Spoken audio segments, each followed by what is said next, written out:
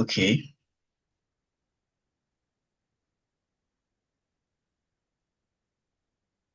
We're live on YouTube too. So I'll just share the link. Okay.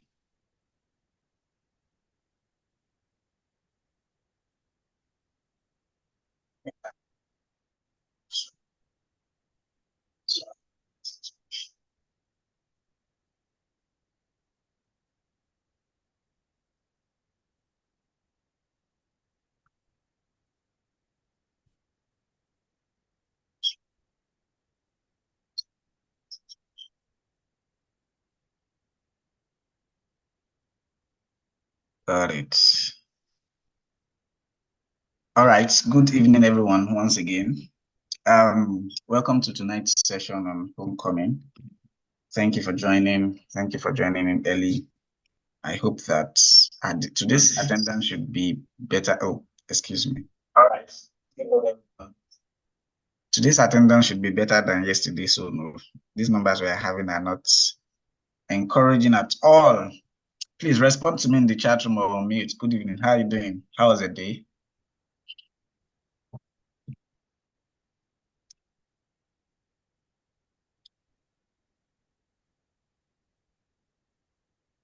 Nobody's typing or saying anything. It was a slow day for me. Working on projects, doing assignments, getting ready for the new week. So my week starts on Tuesday officially, because I'm in the East. But yeah. Sorry, How did your own day okay. go? Yeah, thank you, Noel. My day was fine. Went well, I think. I have a little camera. It's been an engaging day for me. Quite cold, very windy. The kind of winds that can move you, that can take you off the ground. So I've had to keep my head. And somebody was making a joke about it that they were going out and they had to put stones in their pockets just to add some weight. So it's crazy wind. But yeah, it's been a good day. Thank you, Noel, for asking about my day too. You're a good man. Okay, messages in the chat room. Ogechuku network is disturbing. Oh, sorry about that. I wish there was something we could do, but it's beyond us. Oluwafemi says, good evening, sir. My day went well. Ogechuku says, I am doing good and my day went well. How about you, sir? And good evening, sir, from Oluwaseun. Good evening, sir, sir, sir. Let's drop the sirs again. I'm a young man. So I'm just going to quickly check YouTube. So if you're live with us on YouTube, you can pass comments too, please. You can comment on YouTube. So we'll be coming back to YouTube from time to time to perhaps catch up with you. So if you're on YouTube, please drop comments. All right. So welcome again, everybody. GSAM's in the building. GSAM Chris, GSAM Gift, GSAM Olamide, GSAM Rodney, GSAM Rafiat. Thank you for joining again this evening. Ibukun Olufemi, you're yet to add your academic's name to your profile name. Please do that. So before we go into any conversation this evening, I'm going to be calling some persons. If I call you, please respond. Don't worry, don't be scared. I'm putting you on the spot, but it's not for something bad. So I begin with who should I begin with? Who would like to go with? Who would like to speak first? Will anybody like to speak first? Sorry, is my picture, is my video quality, is it good or is it dark?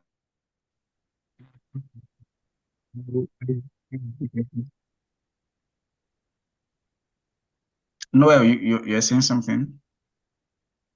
Your video quality got darker, and I'm fine with speaking first.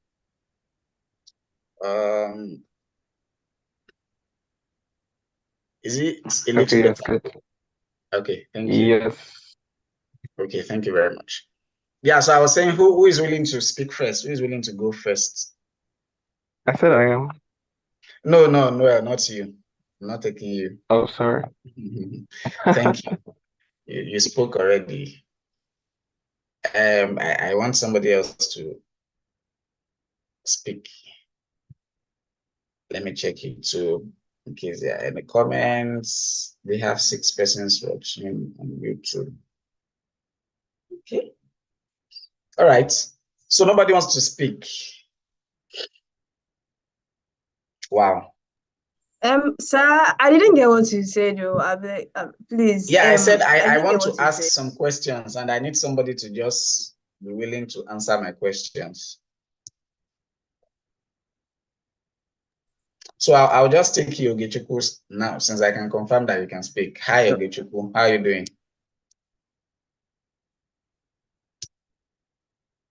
I'm doing fine, sir. Good evening. Great, great. Yeah, good evening. So, how is preparation for your... No, Ogechukwu, don't mute, just unmute. Stay unmuted. Yeah, Okay, let's have a sir. conversation. Great. So how is preparation for your presentation for your academy? How is it going? What have you guys done so far? It is going well. Like someone I've already volunteered to actually present on behalf of the whole academy, Okay. and yeah, someone I've volunteered to present for the whole academy. Okay. So what is Yep. left for us now is to work on our slides that we're going to use. Great. So yourself, is there something you volunteered to do? For now, not like for now, like I'm still trying to gather myself. Since yesterday they started, I recently traveled back to my school yesterday, so I returned to it. So today I'm just still gathering myself. But then I'll just if the opportunity comes up, I'll do one or two things. I don't want to put you on the spot. If the opportunity comes up, you do one or two things. But I'll not put you on the spot because you volunteered to speak. I'll look for somebody else to put on the spot. All right, thank you, Ogechukwu. Thank you. Thank you for speaking with me. Okay, let me go to a guy. No. Who do I call? I see a couple of names. Ibukun, if you cannot hear anything, you are not connected with your audio. You need to, if you can leave and join again, or you click on the parts where you have the microphone or something and join with audio. Yeah, that should work. Yeah. Oh, he cannot hear. He cannot hear actually.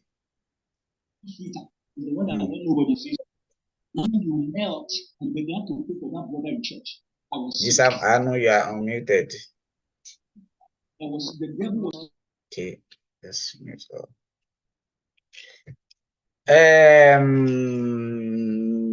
Ogechukwu, the commandos. Let me go to Damilola Abbas. Good evening. Hi, Damilola Abbas. Good evening, sir. Yeah, how are you doing, sir? I'm fine. Great. So how is preparation for your presentation from your group? Yeah, it's going well. We've divided the the topics. So people have been volunteering to the aspects they are going to work on, and someone has volunteered to represent us for the presentation. Someone also volunteered to collate the materials and do the slide. Okay, great. Is there something you volunteered for yourself? Yeah, I also took one aspect that I'll be working on from the topics, like the categories we are talking about. Okay, great. Thank Yeah, you. Who is your GSAM? GSAM Balikis. Okay, great. Thank you, Damilola. You're welcome. All right. That's Damilola from the Echo Champions. Let me go to the Sages. Victor. Yeah, Victor Ogunbure of the Sages. Good evening.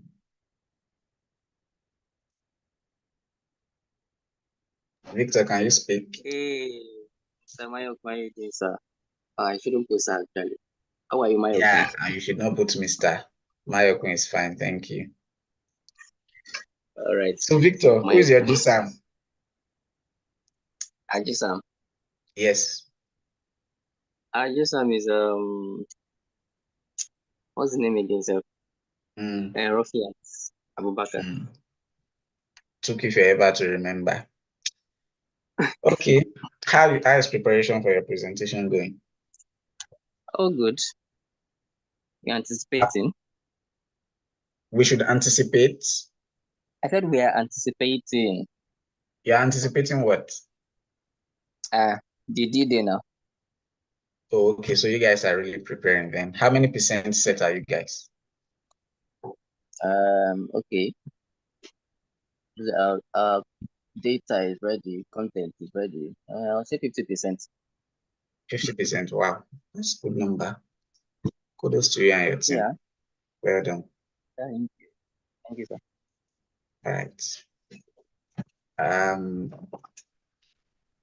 Okay, I'll go to Climatech. Oluwafemi Abioye, can you hear me? Good evening, sir. I can hear you. Great. So how is it going? How's preparation for your presentation? My day. Preparation for presentation. That's a big question, but I believe before today ends, we'll actually walk around it and do something. Actually, I think my group actually started at a very low pace, but we'll catch up. Are you a politician? No, but we trust God for speed. With the aid of tech in our climate, we'll catch up. You were giving me diplomatic responses, so that means your group has actually not been doing anything so far, right? Or you guys have not done anything concrete? We are just trying to get our feet on board, so that's just it. We're just trying to gather ourselves around. All right. Yeah. Cheers. Thank you. Yeah, thank you. Please, I'll take a moment of GSAM Gift. Are you there, please?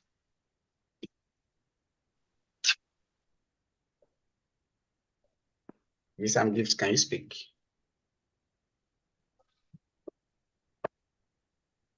Or GSAM Chris, can you speak? Yeah, goody, sir. I can speak. Great. So I'm going to take about 5 minutes off, and I need you to just keep the meeting running before I return. All right. Thank you.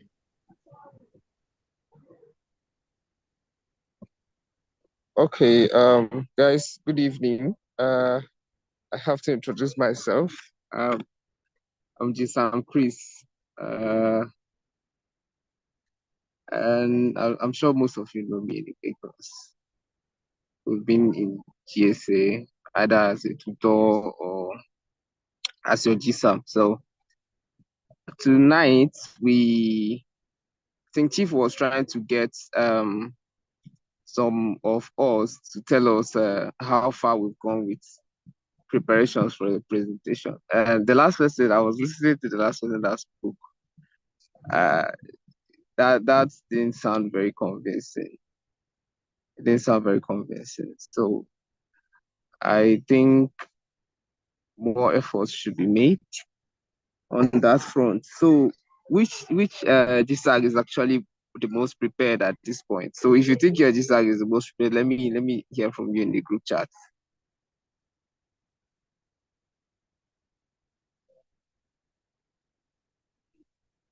Just drop a message. I hope you can hear me.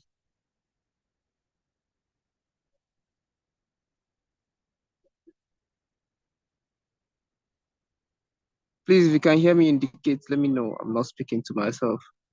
Yes, we can hear you. We can hear you. Yes, I can hear you. Okay, I'm not seeing messages in the group. Does it mean that nobody is doing anything yet? Let me call out some people then to come and tell me. More like, I don't think my group is the most prepared. You don't think your group is the most prepared? Your question was if you think your GSAG is the most prepared. Comment in the message box. Yeah. I So don't think mine is the most prepared. nobody said anything because nobody is prepared. I don't think mine is the most prepared. If the question was how much progress have you made, I can't comment. I would comment, but that's why So I'm not commenting. how much progress have your team made? We've shared the topics amongst ourselves. We've had our volunteers for presentation and the preparation of the slides. So I'd say 30%. Okay, that's not bad at all. 30% is good.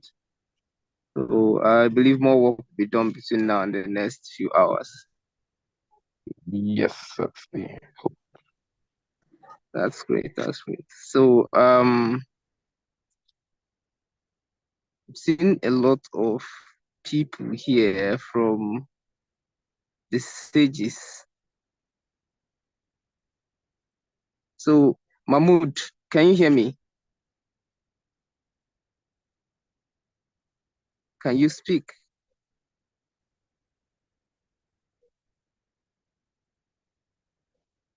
Mahmoud from the stage, can you speak?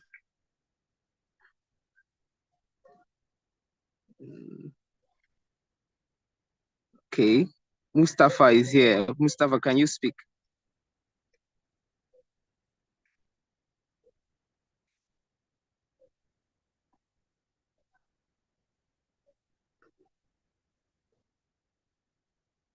Are these people not hearing me or they just don't want to speak? If you can't speak, you can drop your message in the chat box. I can still read them.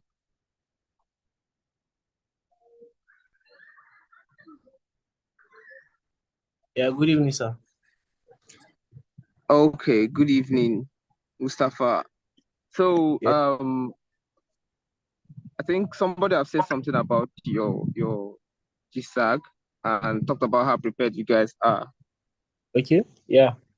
Yeah, so I want to know how prepared you are personally to contribute. Have they shared the like how you guys are going to go about it? Yes, someone have volunteered to present for us, while me, I said I'm going to prepare the slide for the presentation. So that's right. That's beautiful. So you're very good with slides, I think. Yeah. Yes. Wow, that's good. So someone is going to do the presentation, you're going to do the slides. Who is going to bring the data for the slides? Yeah, the person that want to present, she have sent some write-up to the group. So Okay. I'm going to just put it in the slide mode. So that's what we have prepared so far. That's nice. That's nice. So I'm really looking forward to seeing all the beautiful slides and wonderful content that will come with them. Okay, sir. Thank you so much. So Susanna from the Commandos, can you hear me?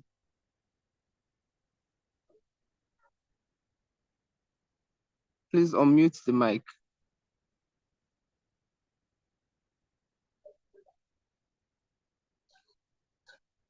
Susanna. Nope.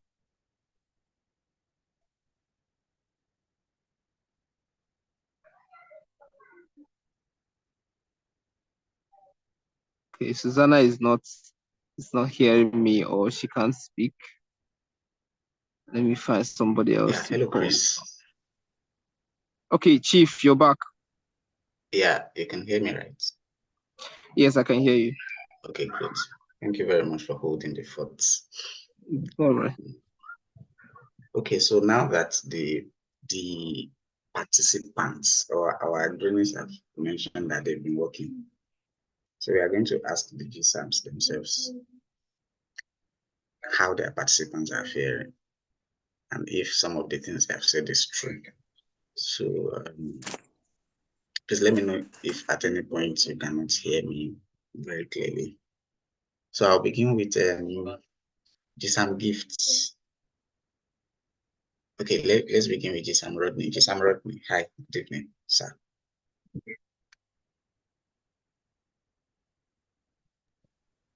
Hey, good evening, sir, to you, sir. Great. So how which of the academies are you GSAM for? Okay, so I'm the GSAM for the commandos, sir. Okay, and how is their preparation? How are they getting ready? Are they working? Are they cooperating? Yeah, towards the early hours of today, they were talking about the slide preparation and all, but I've not seen any action in particular. But I think they are willing to put hands together for this. They are willing to, but you have not seen any action yet, right? Yes, sir. Okay. Thank you. Yes, sir. What did I GSAM? Okay, GSAM, can you speak? Good evening, sir. Yeah, good evening, sir. What GSAM do you represent? Climate Tech. Okay, and how is preparation for from the Climate Tech folks? For now, there is nothing. Let me just put it that way. I was just able to get the attention for the preparation for tomorrow. That's sad. I can see only one Climate Tech person here.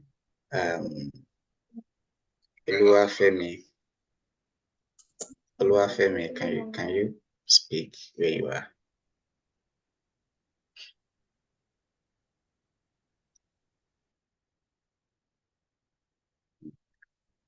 Okay, not getting any feedback. Okay, let's move on to GSAM Rafiat. GSAM Rafiat, good evening, ma.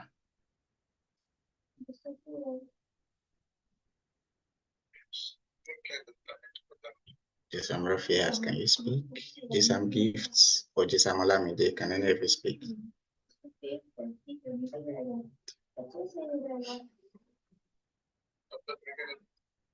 No feedback. Okay, I guess we'll just move on. Let me check YouTube. So for the guys joining us on YouTube. Good evening. Good evening. Good evening, Chief. Oh. Can you hear me, please? Yeah, I can hear you. Okay, I'll take GSAM Gift first. Yeah, I've been having network issue. I could not yet follow through. You said we should speak on. Sorry, can you? Yeah, how? Yeah, I was asking about the preparation from your academy members, if they are doing well in preparing for their presentations. Oh, okay. I don't know if any of them is even on this call. I'm not sure there is. What's your academy again? The financials. Oh. I haven't gotten any response from them. So whether they're on the YouTube or on this Zoom call, I hope they get to respond in the morning, and a reminder message was also sent. Nobody responded. So I'm not sure if they are really following through in their homecoming, but if they are here, they could respond on the Zoom, on the YouTube call.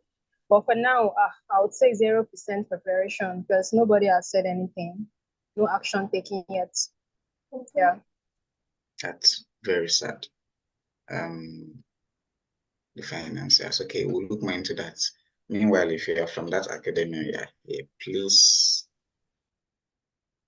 just rename. Let's see that you're from the financiers. And if you're watching on YouTube and you're from that academy too, you can comment on YouTube so we would know. So we have to pay special attention to that group. Okay. Thank you, Jisam Gift. So Jisam Olamide, back to you.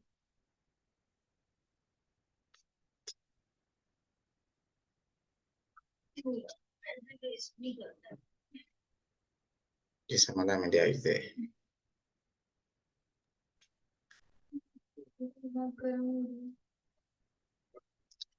Okay, I think there's a delay. Okay, we'll Good evening, just Chief. move on. Sorry, everyone. Sorry. Okay. I'm here. But Okay, great. So how is it going with your so I'm actually on my way, and there is noise here, so I cannot hear very well. Good evening. Yeah, good evening. Ah, So we are asking it's not going well. Zero preparation. Zero. You can continue. What's your academies? What group are you coordinating? The goats. Wow, so the goats are not goating. And they are not goating, no. Everyone ask them this is how they want to be the goats. I'm not goating at all. Zero preparation for now. Okay. So we have the financiers and the goats not doing anything. Okay, we'll look more into that and see how things go. Thank you for your feedback.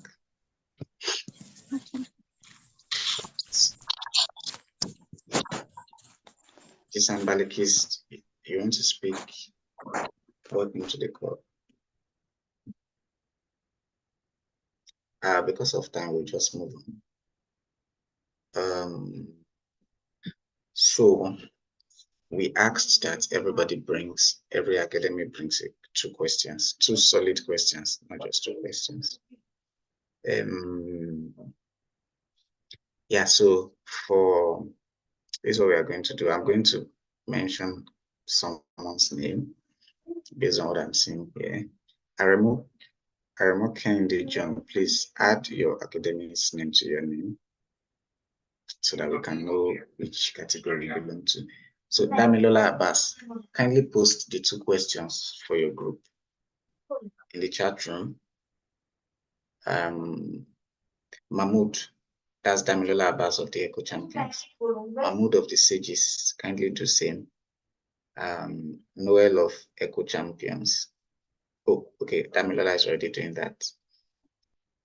Ogechuku of the Commandos, kindly do the same for your group. Oluwafemi of Climatech, kindly do the same for your group. Yeah, I think we have 4 groups in this call. No goats, no finance, yes. Interesting.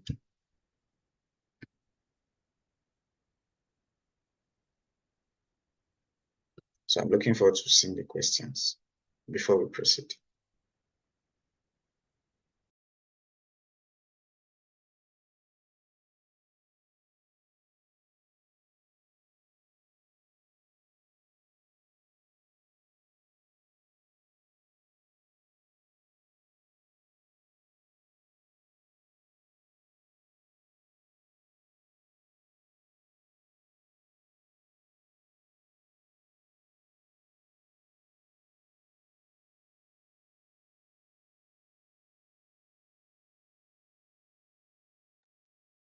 Okay, we have from Ogechuku of the Commandos. Solid question 1 and solid question 2. Interesting. Yeah, thank you, Ogechuku, to you and everybody from your group. So we are waiting for others to also drop their questions.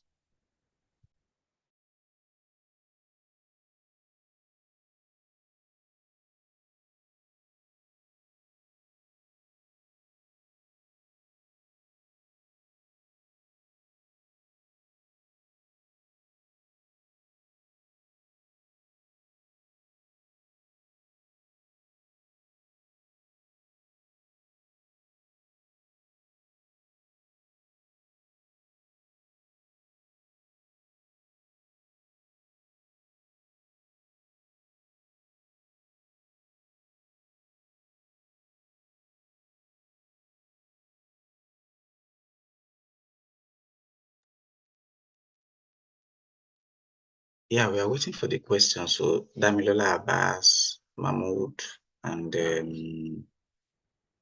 Oluwafemi, we are still waiting for your questions in the chat room.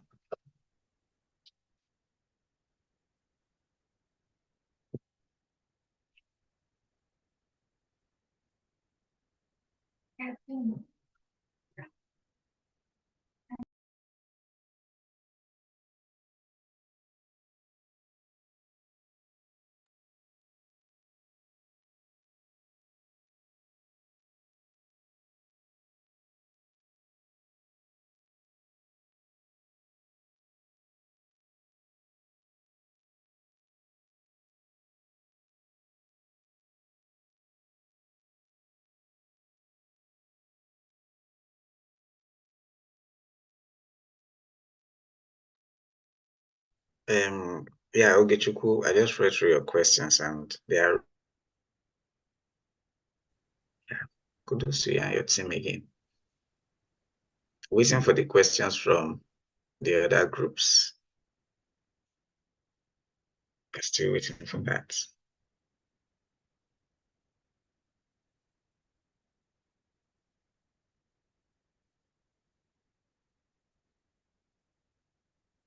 I think this is a very good time to activate my plus and minus.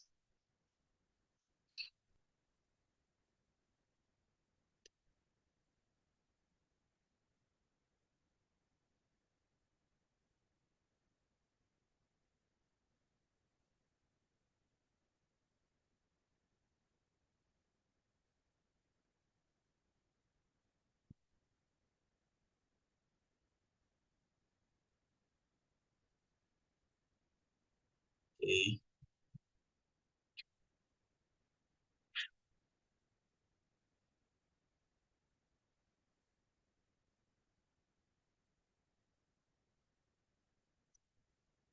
See us patiently waiting for questions. So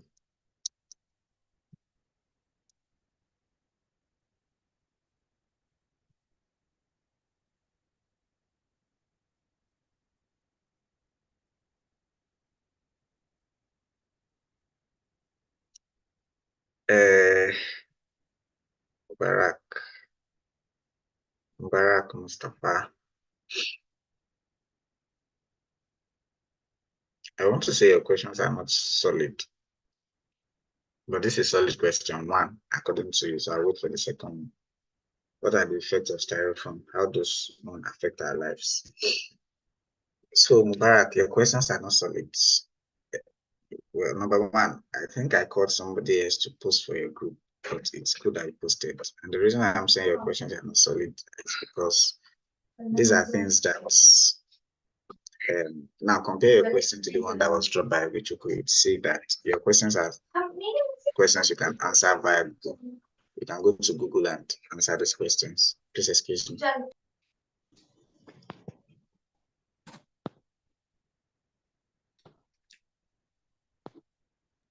Yeah, so there are questions that Google will easily provide answers for. So these questions are rejected. Thank you.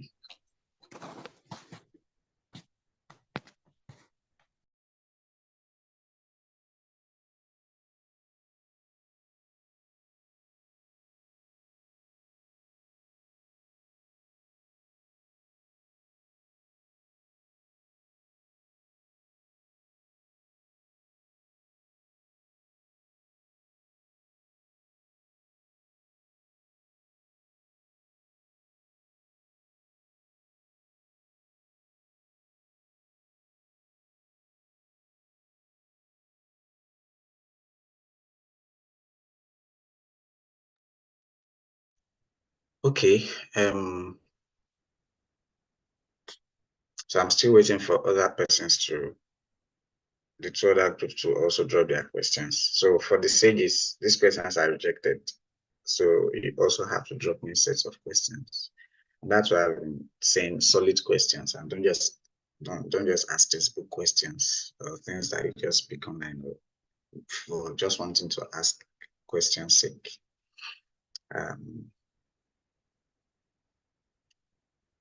So we are going to wait for you guys are killing the vibe for this evening with this no response. And I'm seeing how all of you are just talking about all of this in your group. But we'll wait for another 5 minutes, and from there we see what becomes of everyone. So please pardon. I think the only persons I should apologize to are the commandos because they have their questions. So the commandos, please pardon us. If you are here on Zoom on YouTube, we have to give everybody else 5 minutes before we proceed. Hopefully, before the end of 5 minutes, we all drop their questions. But in that time, all of you are losing 5 marks each. And yeah, you're going to see that in the group in the 5 minutes. So I'll come back here by 7:40, 8:41, and we proceed.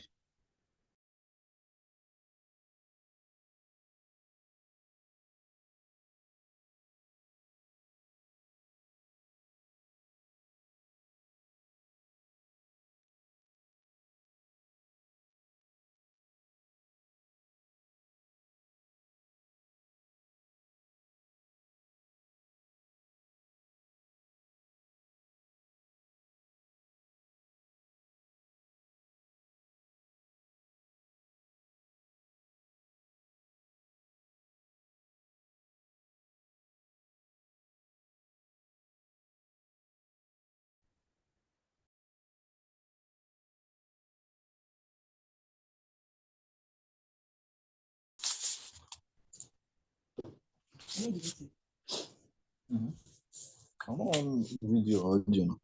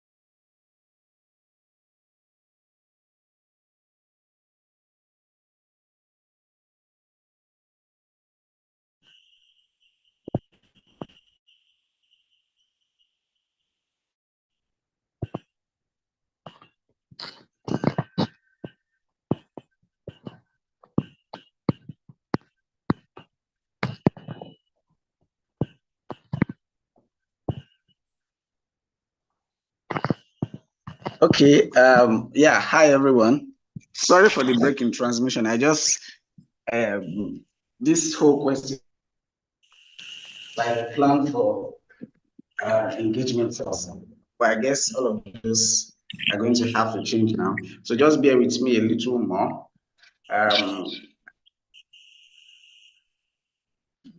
Proceed this evening. So yeah, kindly bear with us. Thank you.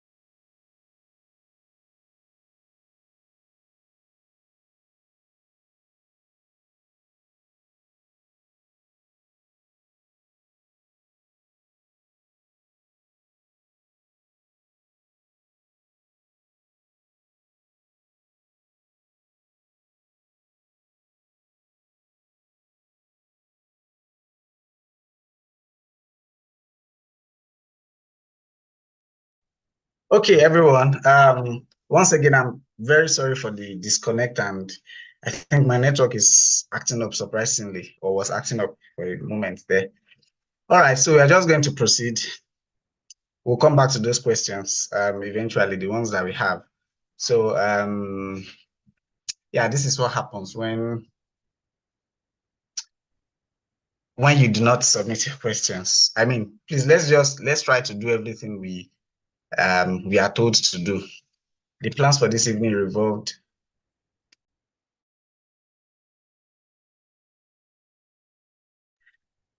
Yeah, the plans for this evening was is supposed to revolve around all the questions, but because now we do not have them, it's difficult to proceed. So so we are going to take another path.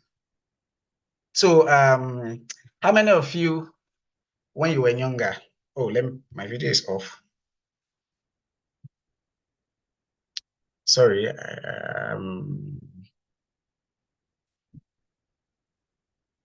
Yeah, I'm back.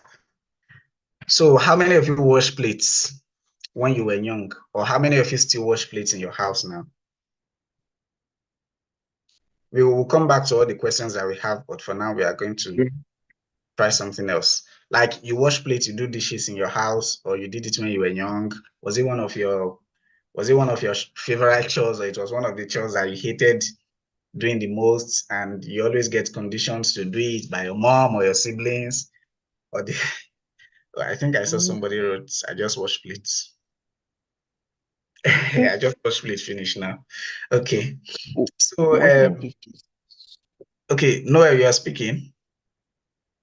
Yes, I was saying like washing dishes, it depends, like it depended on the dishes. I hated washing pots. I didn't mind washing flat plates and soup plates, but anything pots and pans, I detested washing. So you hated washing pots, but you enjoyed doing other kinds of dishes.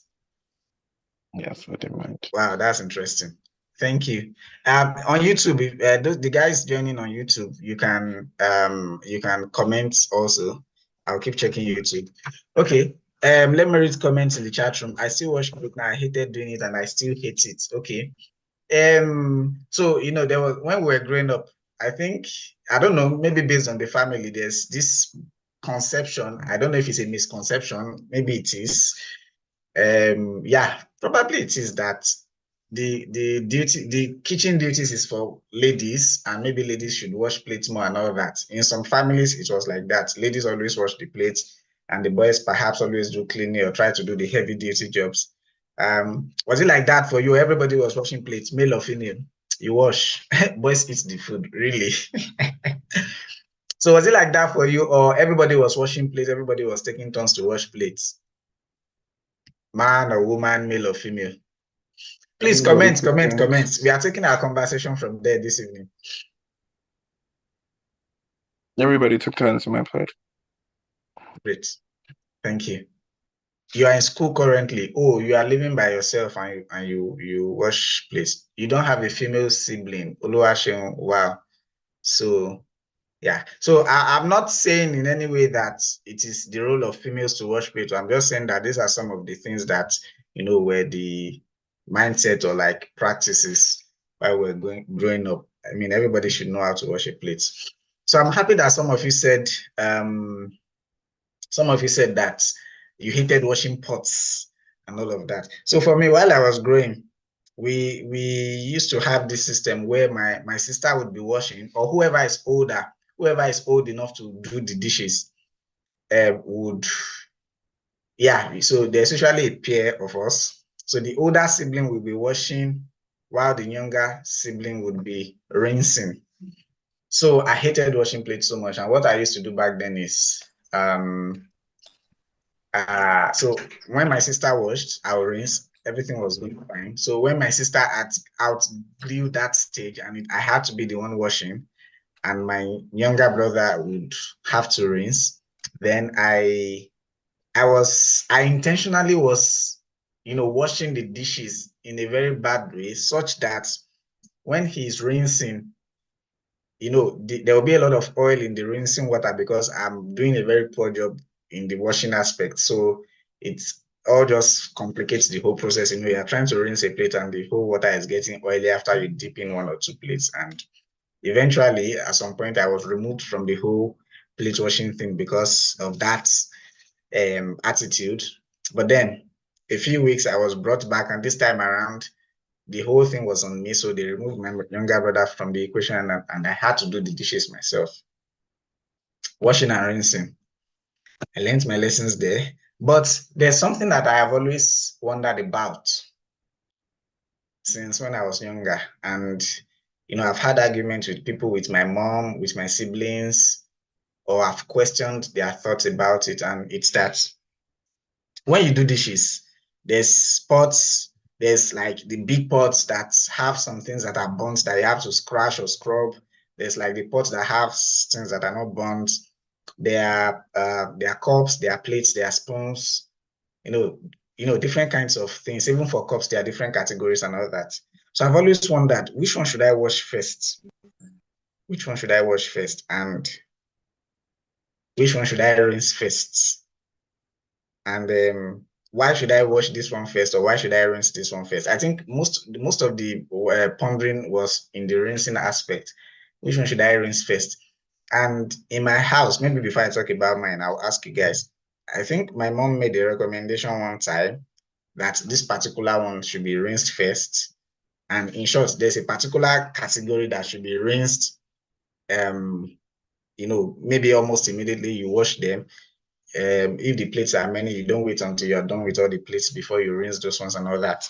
So let me ask you guys, if you have pots, cups, spoons, let's say we have pots, we have cups, we have spoons, that's cutlery, let's say spoons, fork, knife, and all of those, and we have plates. Which one? Please arrange them in the order of which one you wash first. We are doing washing now. Pots, so you can just type in the chat room. Pots, spoon, cutlery, I don't know if it has plural, a set of cutlery, something like that. Pots, cutlery, plates, and cups. So let me see the order you are going to wash them in. So Mubarak says he's doing cutlery, then plates, then pots. Where's your cup? You are not washing your cups? Cup. So we have 4 things. Oluwafemi says cutlery, plates, and pots. Victor says cups, cutlery, plates, and pots. Okay. Cup, plate, cutlery, pots. Cutlery, cups, plates, pots. Cutlery, cups, plates, and pots. Okay, great. Cups, cutlery. Okay. I'm seeing some similar orders and all that. So this is for washing. Great. So for rinsing, now we are done with washing. Please don't respond again so that we don't mix it up. So now let's go to rinsing. In what order are you going to rinse them?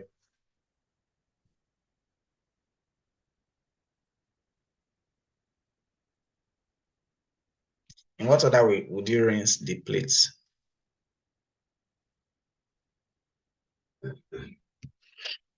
Let me see. Same order. Wow, everybody same order. Cutlery, cups, plates, and pots. Farida. I don't know if that. So okay. So the same order you wash them is the same order. Oh, you are going to do the reverse for Mayowa. Mayowa, interesting. I'd like to hear you speak. Why would you do it the other way? Why would you rinse it as a reverse of how you washed it?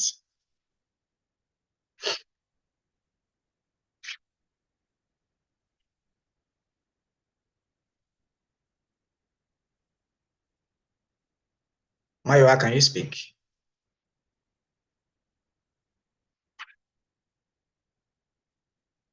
Yeah, good evening.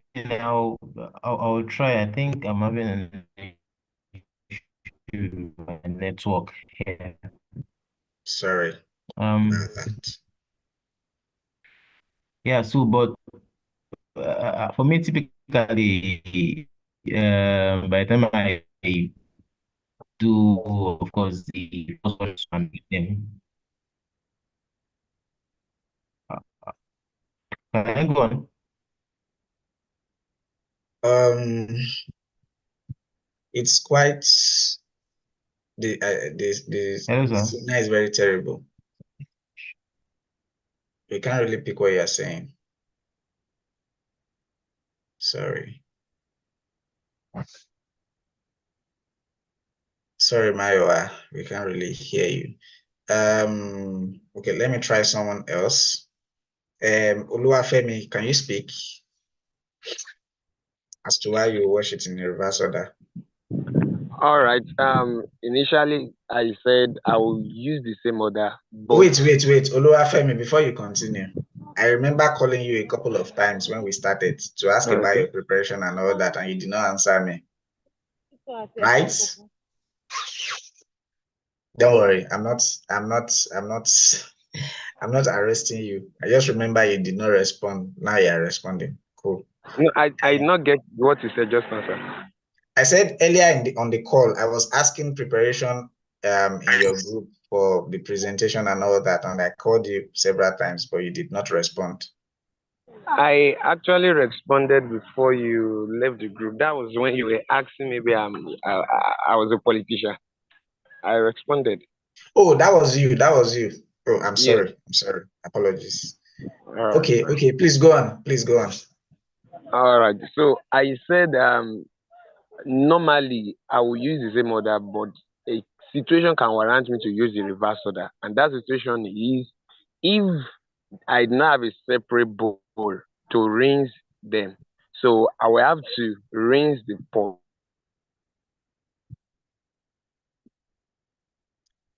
So you rinse the pot first. Once I rinse it, then I rinse the plate, pack it. Once I rinse the plates, then I rinse the cup, place it on the plate, rinse the cutlery, place it inside the cup. So why do you do all of those So you started with if you don't have different bowls to rinse them, right? You begin with the pots, yeah? Yes. Yes. Okay, so why do you do that exactly? So I did that so that I can use the pot as a container to rinse other items. And choosing the plate, I know that the plate will be big enough to accommodate the cup, and the cup will be big enough to accommodate the cutlery. So everything will be well arranged. So by the time I'm done with the rinsing, I can pour the water away, then place it in that order inside the pot, and I go inside with it. Okay, great. So for you, it's about arrangement of all the dishes and all of the things you are washing. You are able to arrange them in that way they will be.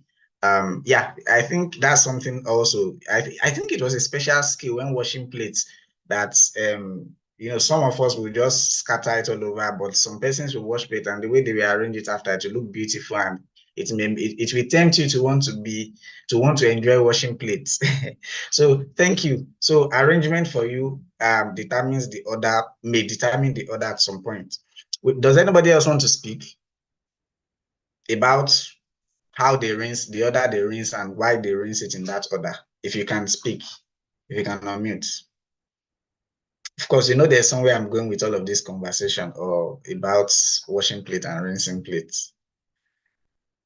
And Oluwafemi has already introduced us to that in some way.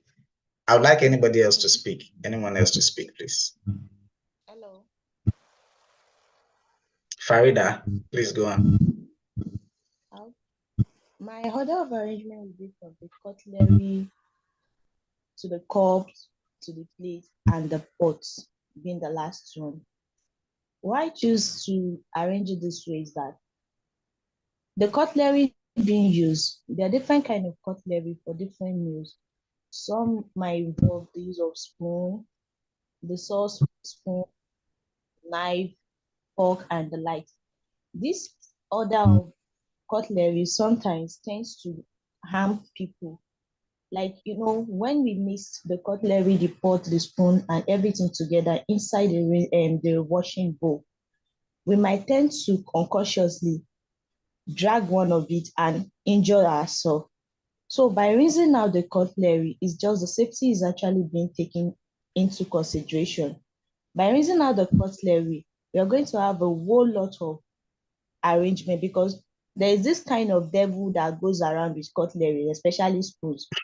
You wash 5 spoons, and by the time you finish washing, you see 3, and you'll be wondering how you lost it. But in a bit to be able to create an orderliness and have a number of spoons, fork, and the number of cutlery used, so it's actually very convenient to wash and rinse it out first, gather it together for easy arrangement and proper documentation. You shall know the number of spoons you washed and count. Then to the cups, because the cups might be fragile, it depends on the kind of cup. It might be ceramics, it might be plastic. So the cup will come next, the plates, then the pots will come like, because it depends on the kind of pot. What if it is a party and it's all these big size pots? Are we going to wash it first? Some might be burnt and might not be easily cleaned up when washing and rinsing. So it might actually be okay to put the water inside the pot. If the residue of the food are burnt or that got dried inside the pot is not scrubbed very well, and for us not to cause any kind of all these metals are inside the pot to be opening, all this coating and all. So we'll be eating it back if we are using it to cook. So that is the more reason I prefer arranging from cutlery to the cup to the plate. Safety first. Okay, thank you, Farida, for that detailed explanation. So for you, it's a case of safety and also not losing some of your spoons or some of your cutlery. It's true that somehow cutlery is just reduced in the house, and you'll be wondering where did they go to, especially when you wash plates outside or when you do the dishes outside. if you grew up in that kind of environment, not now that everybody has sinks and all that. So yeah, thank you for your response, and thank you everybody that has contributed in the chat room and all that. And I saw that Mayowa posted that for him it's a bit about water conservation, about saving water.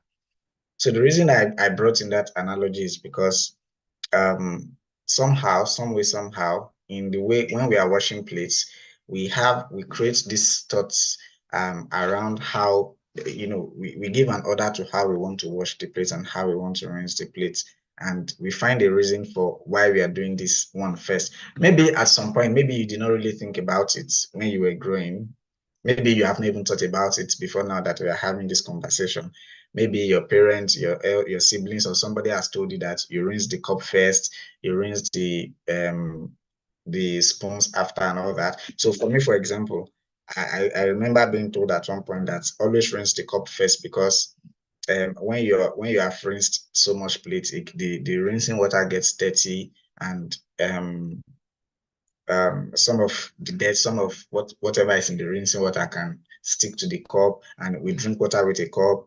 Therefore, rinse the cup first so that none of that will stick to it. Some would say rinse the spoon first because we eat with them, and if they get sticky and all that, you put them in your mouth. But now everybody, I think most people rinse plates and cutleries and all that before they are used. So that kind of intentionality and thought that goes into how you wash plate and how you order your washing plate, whether it's for security reasons, whether it's for health and safety reasons, whether it's for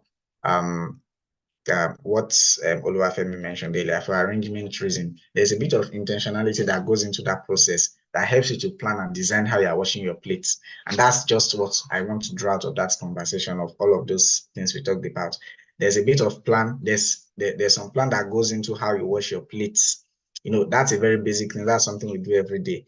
And where I'm taking all of that to is that this kind of intentionality in these very little things, in these very basic things, should go into plans that we make for projects and programs, especially in the lens of environmental sustainability. And I'm going to take it to this first question that Ogechukwu asked. So knowing fully well the disadvantages of rural environment and village life, well, they have their advantages too. Taking into consideration the fact that people living in rural areas care more, if not only about survival, than this modern day environmental sustainability advocacy jargon in the minds of the rural dwellers or rural area dwellers, what is the best way to promote or advance environmental sustainability and its importance to these people, bearing in mind that these people just want to survive? So I'm going to do a bit of restructuring to your question, Ogechukwu, and to everybody from the commandos. I disagree, and I don't think it's always the case that rural people are always looking to survive. I think rural people are more contented than those of us that are in the urban centers, and I think it is actually those of us that are in the urban spaces that are trying to survive or that are looking to survive. I mean, the rural guys, especially the older folks, they are contented with what they have, with the kind of food they eat, fresh food. They don't want the hustle and bustle of the city life and all that. So most times you find people looking to survive in the urban center, but in the rural centers, they are more poor. They are usually more poor than it is than the guys we have in the urban center.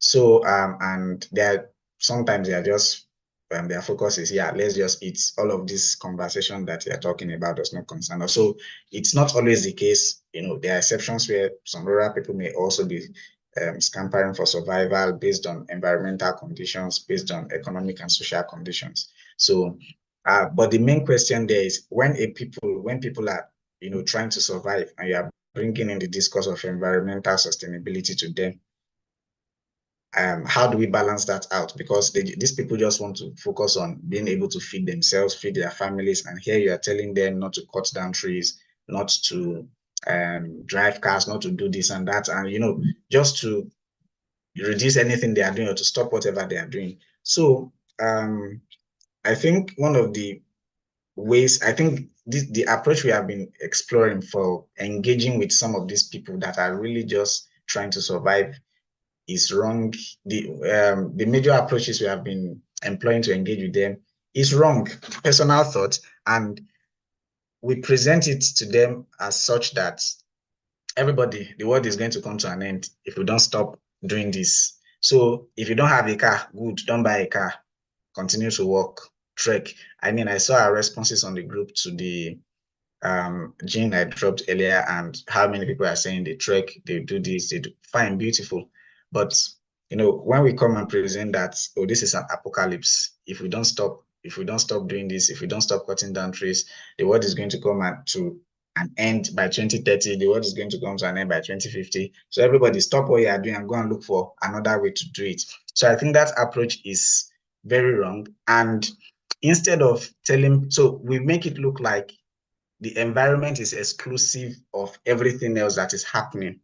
So that if we want to cater for the environment, we have to stop everything we are doing to advance, you know, economically or socially. But in the real sense of it, the whole environmental sustainability agenda is such that, or is aimed at seeing how we can advance economies and, you know, continue to build a society with the environment inclusive, not because we want to stop taking resources from the environment or because we want to stop expending resources, but because we want to see how to do it in a more sustainable manner, in a manner that it would hurt the environment less, or in a manner that would be better than how we have been doing it. So sometimes when we say, amen, don't do this and don't do this, or reduce, stop this and that, it is, we are not saying stop doing this 100 and go to 0. No. If you were doing 100 before and you are able to switch to 90, now that's progress. And that is the format, that is the approach we should be employing to handle sustainability issues, or to push discourse around environmental sustainability. And to make that happen means we need to be very intentional about including environmental sustainability agenda in every economic and social development process. Again, that's why I started with the whole plate washing thing, that a bit of thoughts and intentionality goes into how you wash your plate and how you rinse them and how you arrange them and all of that. So that kind of very basic thoughts and patterns need to go into planning for economic and social development. So sustainable development does not mean that you cater for the environment and people get to suffer, people do not get to eat, you know, people are not able to live socially and all that. It means that how can we continue to develop without how can we continue to develop and also, you know, reduce our impact on the environment such that ourselves will benefit better of the environment, and whoever is coming after us, the generation after us, will also benefit from the resources that the environment still has to offer. So my submission is that the approach we have been using for environmental to preach environmental sustainability to people, maybe, especially when we present it as an apocalypse, that the world is going to end if we stop to do this. It should rather be an approach where we are just encouraging people to integrate the environment into all development plans. So your survival process, if you are hustling and, you know, whatever you are doing is contributing against the environment because you just want to survive, okay, we are not saying you should not try to survive, but okay, can you reduce this from 100 to 90? So we know that, okay, you are leaving a 10% positive impact, or you are reducing any negative impact by 10%. So a gradual approach and a transition approach would work better. I hope that answered the question from the guys from the commandos. Then there's also another part. In a city like Lagos that produces tons of waste without a functioning government operated recycling system in place, how must we, as environmentalists? Okay, so the question is, if you want to practice recycling, for example, and you sort your waste, and LOMA or people, the waste management people come and they pack all the waste together in the same truck and go and empty them in the same landfill. So it looks like all your efforts are waste. So this is a very interesting question. And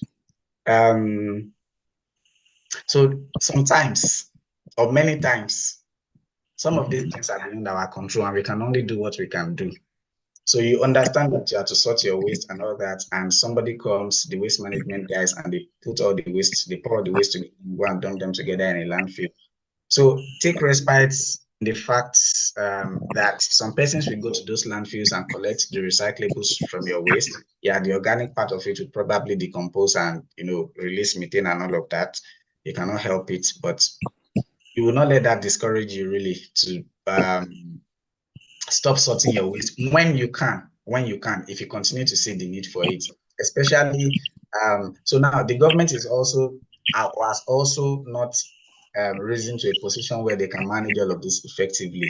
We know how our country is, we know the kind of things that go on in our country, and even this Loma we are talking about for Lagos, they are like one of the most organized waste collection systems we have in the country. Other states are trying to learn from them to improve on their system. So as much as we are trying on our end, we should also understand that the government does not have the full control yet, and they are also trying their bit. So, but because we, are part of this whole environmental discourse, and we understand to a larger extent, or we have a good picture of how this whole thing is supposed to go. I sort my waste. Whoever is coming to pick, we pick them separately and all that, and then they will take them to different areas, but that's not happening. Even in developed countries, many times it's also the case that all the waste gets packed together. But maybe what they do is they have more organized systems for sorting this waste in their dump site or in their landfills, a stage we are still getting to in Nigeria. So don't be discouraged. Really, there may be nothing you can do sometime, but I know there's the part where you can always separate your recyclables, particularly get them to recycling firms if you have any around you, because that's another challenge. Many people want to recycle, but they don't have any recycling firm close to them to help them recycle. And yeah, let's briefly talk about the Lagos State yesterday banned styrofoam. I saw somebody asked this series guys, what is the effect of styrofoam? So styrofoam, for those that may not know what styrofoam is, it's that's takeaway plate that I think some people call it floater, some Yoruba people call it fuke. So the one that is like foam or floater, and you eat with it, and they are single use. And Damilola Abbas, could you kindly make? So they are single use, and you just dispose them after use. I don't think I've seen anybody washing those stuff before and reusing them. So Lagos banned that, and they banned it yesterday. And a lot of us in the environment space are happy. We are excited about it. And but I want to hear our opinion on it. What do we think? Do we think so? It came in yesterday. It was a radical thing. We have banned styrofoam in Lagos State. What do you guys think will happen? What impacts do you think it will have? Now, I'm not asking about the impact on people. Now, the impact of plastic on people, I'm not asking about that. What impact do you think it will have on the economy or businesses, or that use that? And this is similar to the question that the first question the commandos asked about people just trying to survive, and you are bringing all of these environmental policies that gets to affect their survival mode and all that. So now for plastic waste, for example, there are different kinds of plastic. Styrofoam is single use, and it's everywhere. It's everywhere. And now Lagos has taken a step to ban it. How do we think it will impact businesses, impact people's operations and all that? So the picture we are painting now, you don't have to be from Lagos, but you know that a lot of businesses depend on that. Food vendors, fruit sellers, and I think those are the ones majorly. How do you think it will impact them? Yeah, I need people to unmute and speak. I want to hear from two people. And GSAM, you can also contribute. Any GSAM that wants to speak. Oluwafemi, you want to speak? Please go on. Yes. Sorry, who is talking to me? All right. Well, Oluwafemi is talking to you. Okay, please go on. All right. So let me say that, well, as good as that might sound, that the state government has actually banned that, I think the issue that I have with some of our policies is that we don't actually use to make supplements for what we want to do before we actually go into it. I mean, for you to just come up with that idea and just eat it on the ground and without actually telling the people about these things, without actually providing a substitute for them to make use of. I mean, it's kind of it will definitely affect those people that are in the small business world that actually depend largely on these things. So I think what should have been done is to create more awareness and begin to introduce a kind of a sustainable product. I think sometimes ago I was actually watching a development in one of the Asian countries whereby they use banana waste products to do a better thing, a better plate that can be used to serve food. So why don't you come up with that model first, then introduce it into the community and begin to reduce this styrofoam? Of course, styrofoam have effects on our climate, on our environment, but then we also need to consider the people that actually make use of it so that we don't actually cause another issue. Of course, now people will have to move to the other form of plastic, which is more expensive than the so-called styrofoam that has been. So that's just my little contribution. I think we should always make substitute available before we actually place a total ban on something, if that is the way out. Okay, thank you, Oluwafemi, for your contribution. So does anybody have, thank you very much. I think that's true and realistic and a honest opinion that you just shared, your own honest opinion. Does anybody have a different point of view to Oluwafemi's? Please, I want you to speak, but let me quickly read what's in the chat room. Okay, let me check YouTube first in case there's any comments there. No comments on YouTube. So back to Zoom. Mayowa says reuse culture will start. Businesses that make the styrofoam will shift to making more durable products that one can use for multi-purposes. Jisambaliki says before the craze of styrofoam, there have been hawkers who sell food, and it had been through reusable plates. Won't hurt to go back to that culture. Mayowa again says it will create more innovativeness to more sustainable products. Exactly. Okay, I think it was corroborating Jisambaliki's comment. Who has a different opinion from what Oluwafemi said? Okay, Farida, let's quickly take you. My own opinion is this. Banning styrofoam is actually a welcome idea. We all know that styrofoam is one of the useless, non-recycled and biodegradable item. Like, it is not recycled. When it is being made, after use, it will come back to our landfill, pollute our environment. Welcome to Nigeria, where governments always do things they like. It's not about creating an alternative, because that is the country we find ourselves. The government does not literally have to find alternative before they bring rules and regulations. A lot of awareness have been done around plastic recycling, stopping the single use of plastic, going to our homes, doing things differently. But believe me, that Nigerian and Nigerians are people that, like, it's a norms for us, even if the government should try to bring something different. The norms and traditions we follow is what we follow until it happens to us. That is when we take actions. Then the banning of the styrofoam is a welcome idea from Lagos State, and it's coming to our environment, within the environment we are outside Lagos State. We take a long process if Lagos do not lead the way.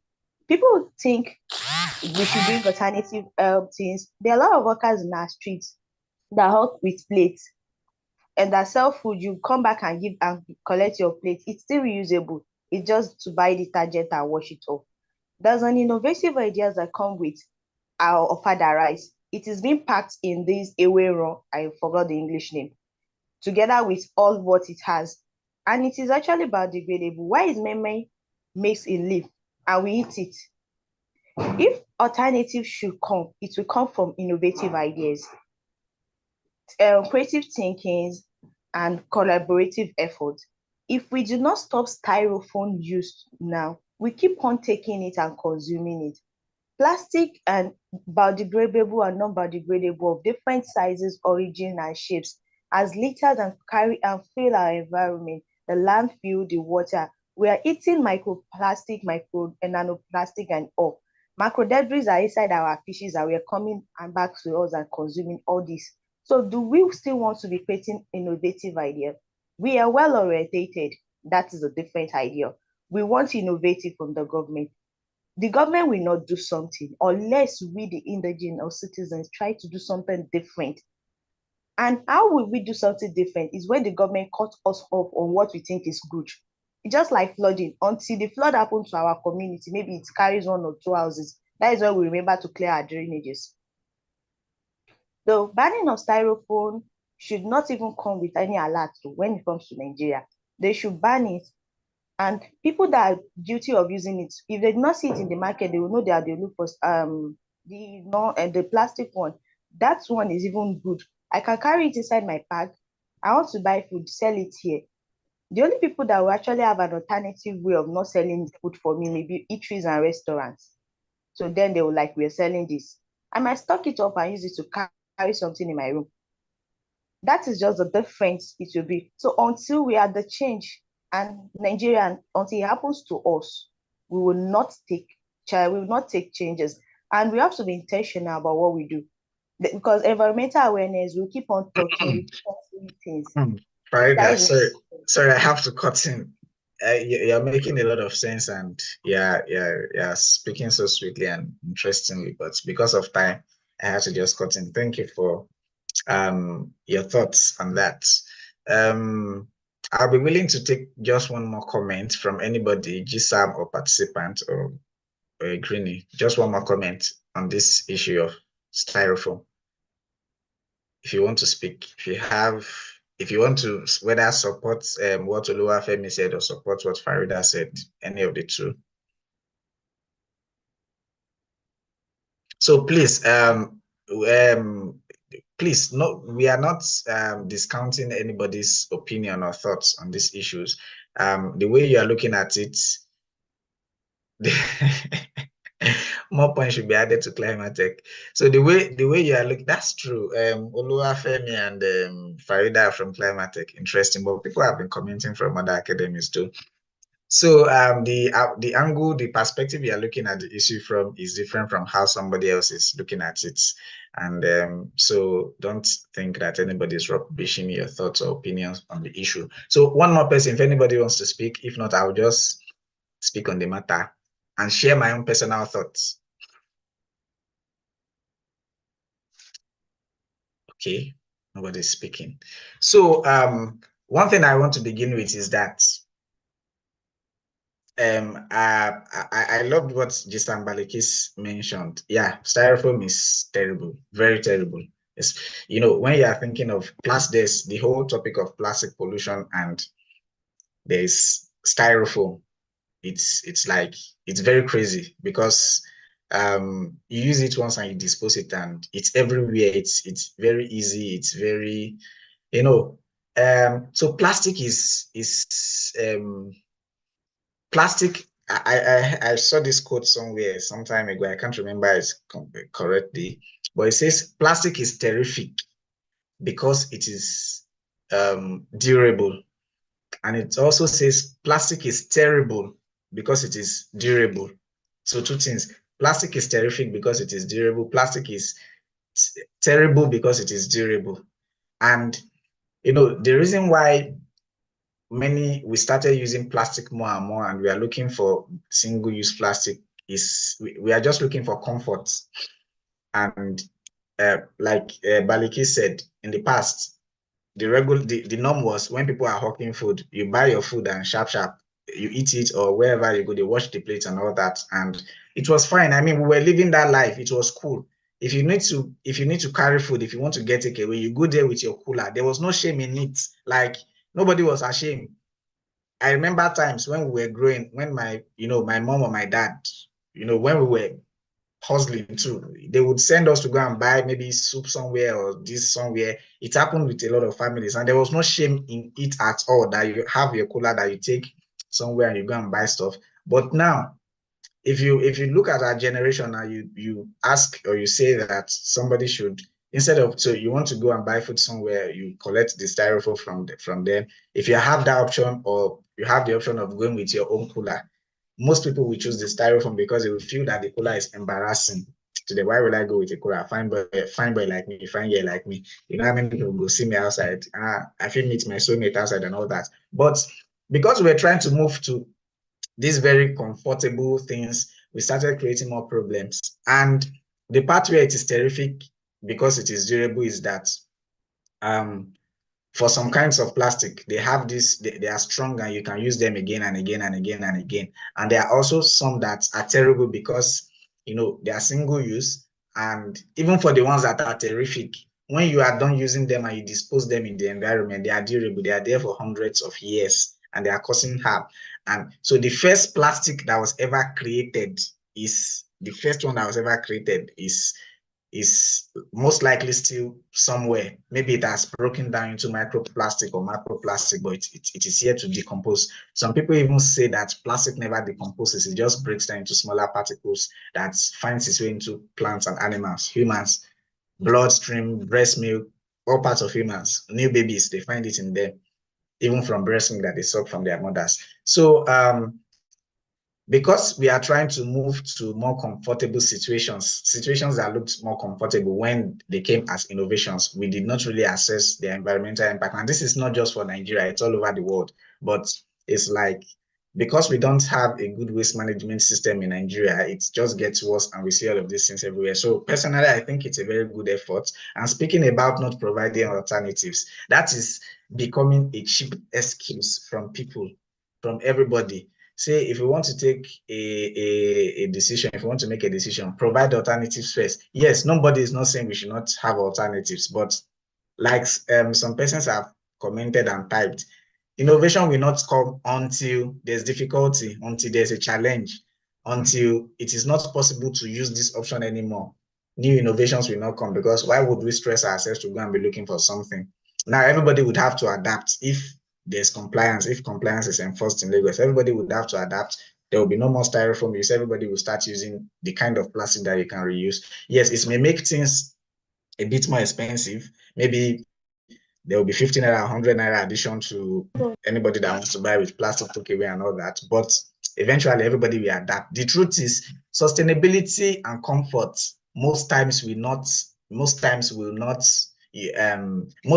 may be parallel lines. You know, they may not meet. At some point, they may meet eventually when everybody gets used to it, when everybody accepts it as a norm. But initially, it does not come easy. And sustainability is expensive. There's always a price to pay for it, especially when we are speaking from the perspective of the environment.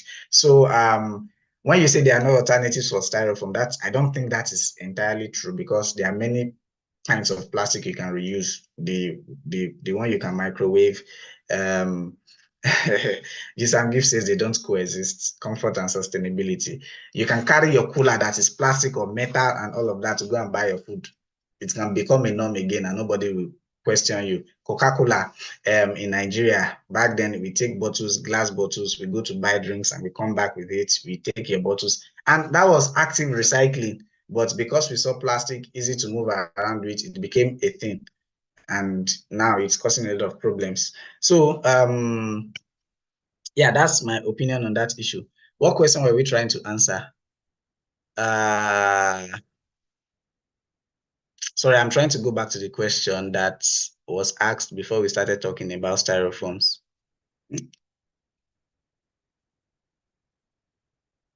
Okay, I think it was a question around sorting of waste and all that.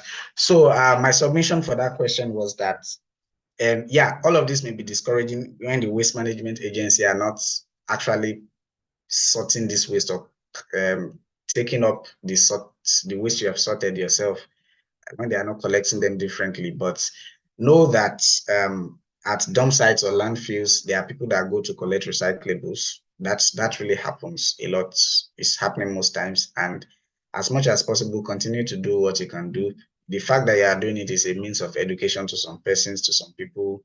And if you terminate that, if you stop doing that now because you see that, oh, this is not working well, it's the behavior leaves you, and you lose the opportunity to seize that practice as a means of educating others who may one day get to positions where they can actually influence that waste do not get collected together anymore.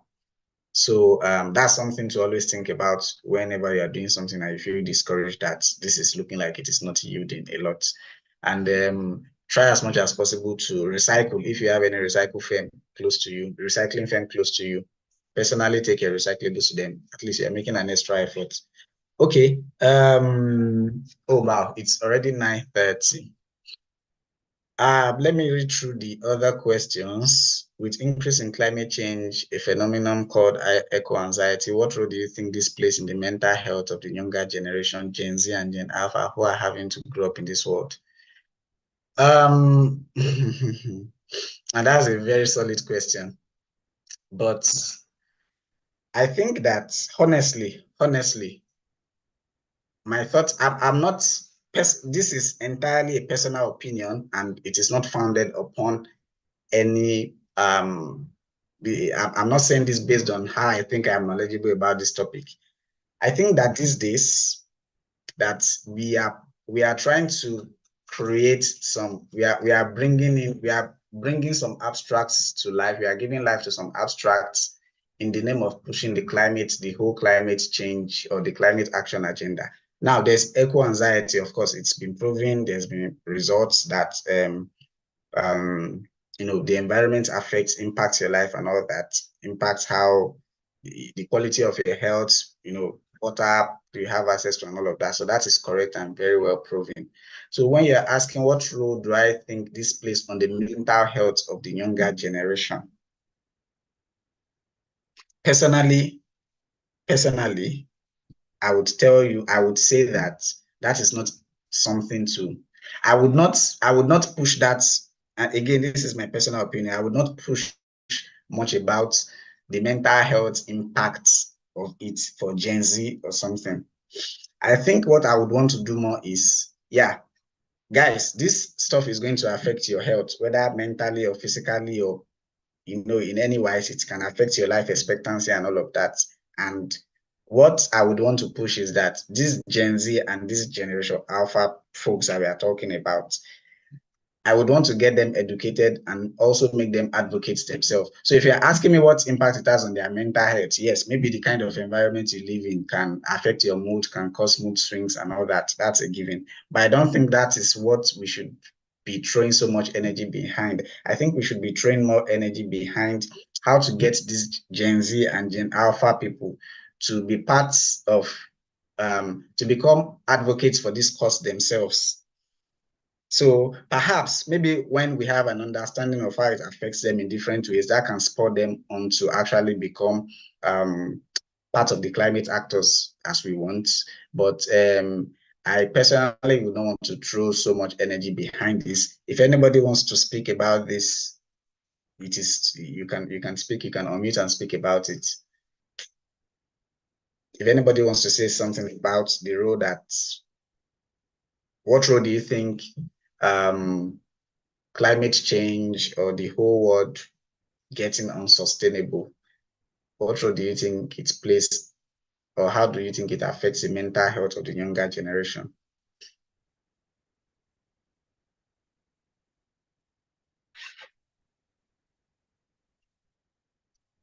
Please, if you want to speak about that, okay, I think there's a message somewhere.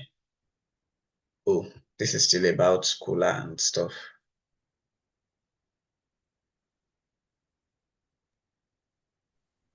Oh, hello, Michael. Okay, Mario, please go on. Yeah, it's just still this thing on my internet. So I thought about this issue of eco anxiety, and just like uh, I've said somewhere that the phenomenon is just like saying digital addiction, right? And there's a particular book and like an encyclopedia of psychological disorders like depression and that are well label, there's research on them, but there's not a lot of substantial research on data addiction. And so it's even hard for the scientists to class it as a psychological disorder or to even make a big thing about it. I think the same thing with this equal anxiety, because it's not a well understood phenomenon. And so a lot of people have own ideas about it. So right now, you can't really say that I'm actually suffering from an anxiety called equal anxiety, right? But it's still with your teeth bits of information that I would not really, as a scientist, I would not really hold it firmly. It's like you're still trying to get information on what exactly that phenomenon is. Thank you very much, Mayowa, for that contribution. Yeah, thank you for that. And that was why I said that I think we are trying to give life to some things that are abstract. Maybe it's in some way it may be advantageous for the whole course. In some way it may just be one of those things we are doing, or one of those school of thoughts that we are probably pushing to for other benefits or for other purposes. But yes, it makes the whole conversation about sustainability, environment, climate change more topical, and it opens some school of thoughts to it. But I think that some of these kind of conversations take us away from the real things that cause anxiety, that cause depression, and that's from social experiences. Most of these things are tied to social experiences. So again, I'm not saying that the environment does not have an impact, but I think that in some way it leads us away from the bigger conversations about what we should be doing. But it can be advantageous too. And hopefully more research will continue to go into it, and we'll be able to establish more connect, and we can understand it much more than we do now. So if you are working on eco anxiety, if you have been part of any training, please don't say that Mayokun said this thing is wrong or this thing is fake. That's not what I'm saying. I'm just saying that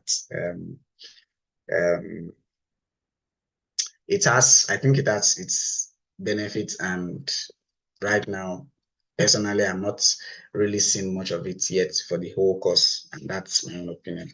So there's a second question here, the final one we'll take for this night. The first world countries have made very substantial leaps and accords in order to tackle the issues of climate change. Who asked this question? Damilola Abbas of the Eco Champions. The first world countries have made very substantial leaps and accords in order to tackle the issues of climate change. Yet, Africa struggles to keep up. How can we hasten the awareness needed to fast-track climate action within our own continent in order to ensure a holistic global approach to climate action? Damilola, can you speak? Damilola Abbas, can you speak?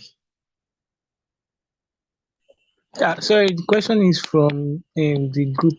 The group. Okay, does anybody from the Eco Champions perhaps want to say? I want you to ask this question yourself, like say it. Perhaps give an example of what you are talking about, or facts that you have, or of how you know that the first world countries are taking these substantial leaps and these their accords are tackling climate change issues, and how Africa is struggling to keep up. If anybody from the Eco Champions wants to speak to that, okay, there are some new messages. So Jisam Gift says, mental health cuts across other parts of our health. Once the most important thing is dealt with, other things fall into place. Habiba says, I feel like we, the younger generation, did not want to think and be innovative. We just want someone to work it for us, and that might expose more on the mental health issue. This is just your thoughts. Very welcome thought, Habiba. Then Farida says, eco anxiety is something that has not much impact, as the awareness around climate change and mental health has not been well discussed. Well, I think we all agree that it's a growing area, and as the years go by, we'll understand it more and see how it benefits more. But please, again, eco-anxiety is not bad. It is real, and we are just trying to understand it more. So if you find me or Plugging Nigeria, for example, doing something on eco-anxiety, don't say that Mayoku said he was not speaking so positively about it. I am not against it. So back to the Eco Champions question. So please, let's beware of whatever we see out there, whatever we read, or whatever the media pushes to us, especially on these issues of climate change, and when it is being reported by first world countries, as I have mentioned. Yes, there's been a lot of accords, and maybe all of these are primarily led. Most of them are from the UN, United Nations, and the bigger countries in the United Nations, the most powerful nations are the developed countries. So when you say that there's been accords and all of that, most of the accords and agreements and parts have been from the United Nations, and developed countries and developing countries are signatories to it. So, and when you say Africa is struggling to keep up, that's a totally new level of argument, and we do not have the time. Many persons will tell you that you should not even mention Africa when you are talking about all of these accords. You should not disturb Africa and tell them to do all of these things that developed countries are asking to do. And this is the thing. So now, developed countries, the countries that are developed now, they have developed at the expense of the planet. They have China and US are they are the major contributors to global emissions, and these countries are like some of the most developed, and they developed at the expense of resources from Africa and other parts of the world, and the South Americas, and their emissions, their contributions to climate change is very massive. So now we've gotten to that point where, okay, we now see that, all of this way of development is affecting the planet. Interesting, fine, we need to do something about it. And now Africa is getting to that point where it wants to start developing. And now there are pacts and there are agreements and there are accords that are saying that Africa should not do the things that, or should not develop in a certain way, ways that these other countries that caused the problem, ways that they developed, through, and they are where they are today, and you don't want Africa to do that. And if Africa is not going to go through that pathway, maybe it will slow down their level of development. And you also promise a lot of support to help Africa to develop through another trajectory, and you are not providing those supports, technical support, financial support, and all of it. So there's a whole argument around it. Many environmentalists now believe that Africa should continue to develop any way it wants to develop, and the West, the developed countries, should not for any reason tell Africa or dictate for Africa, or Africa should not be bound by any accord to develop in a different way. So there's that, and there's also some environmentalists that believe that, yes, they won't say Africa is struggling to keep up, but they would say that, yeah, we understand that this is the pathway that many of these developed countries went through. And we are also looking at going through that pathway, but can we really sustain it? Can we manage it? And shouldn't we explore other options? And there's this popular analogy that is usually given that, that in the developed countries, before the advent of mobile phones and digital phones and all that, they used to use landlines a lot. So they have landlines where they have the phone in the house, the telephone where you ring, and there's a whole lot of, the way we have electric poles around, they have all of those poles and wires that connect all of these landlines across a region and all that. So, and that was the process that phone and telephone technology went through in the developed world before we got to the digital phone now, where you have your phone with you and all that. So Africa did not have to go through that landline phase. Yeah, maybe in the past we had a few persons around the continent who had those and all that, or some few regions, but we did not really explore the fullness of that phase the way the developed countries did. But now we have access to telephones, we have access basically to any kind of phone. As soon as it comes out, you can order it from any part of the world. So there's also that argument that the world is now positioned in such a way that Africa can develop through a different pathway because we have access to different kinds of technology, different kinds of innovation and information that could help us do better. And so it's a strong argument. It's something that is an argument that I think we continue for maybe forever. But please hold on. Really, I don't think it is fair, or if you are going to ask questions, this is to the Eco Champions. Now, if you are going to ask questions about that, so I don't think it is fair to say that Africa is struggling to keep up because there are some climate and environmental justice issues that are tied to all of those. So there's no answer to that question from my end. I am in between those that would say Africa should develop any way it wants to develop. And I also am in consonance with those that would say, guys, let's do it a better way than these people did theirs. And the reason why, but I will tilt more to the second school of thought, because where I come from, it's a coastal community and it is an oil producing area. So there's a whole lot of oil exploration going on in that region. And when they explore oil, many of you will know about some Niger Delta issues and all of that. The environment is, left in a very bad state that affects the lives, affects plants, animals, and the people living in those communities. So we are not able to manage our own environmental crisis in-house, and we don't have the systems to help us manage the situation. Now, Shell is divesting. They are leaving Nigeria. They've been producing for almost 100 years, so they are leaving. They will still be offshore, but they are living onshore and all their onshore properties in Nigeria after almost 100 years, and they have caused a lot of damage. And now they just want to leave. And so there's a whole lot of conversation and call out for them to pay for all the damages they've caused and to, take care of or, do a lot of cleaning for all the spillages and all of that. So if we say we have to develop any way we want, we don't have systems ourselves to help us manage the immediate environmental effects. And that's something I'm more concerned about than the whole climate change on a global scale level.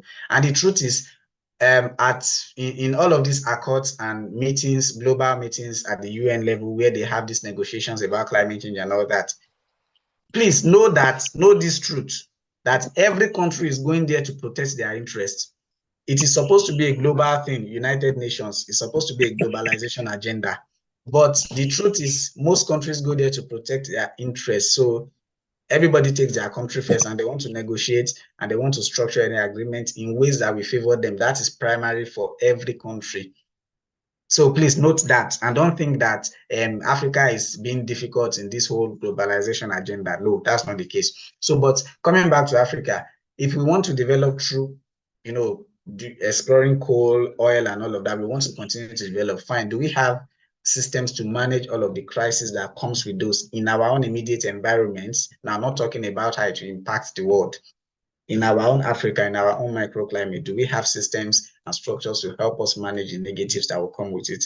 That's what I'm most concerned about. And that's why I would say that, guys, if there's a way that is more sustainable than this way we want to do, if there's a way that we hurt our own immediate environment less, our own water, our own lands, our own air and seas and all of that, animals and plants less, then let's explore that approach. Let's explore that way. So that's my response to that question. We have to close this meeting in the next 8 minutes, but if anybody wants to say something about this question about Africa, globalization, the developed world, Africa catching up and all of that, please do contribute.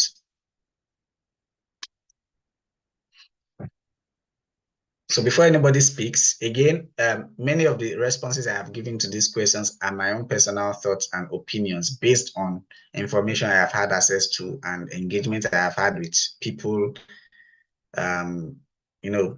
materials I have come across and all that, and meetings I have been in. I'm not saying this is the right thing. I'm not saying this is the wrong thing. So don't go and tell somebody that somebody who is the founder of Plugin Nigeria said this is the thing and this is it.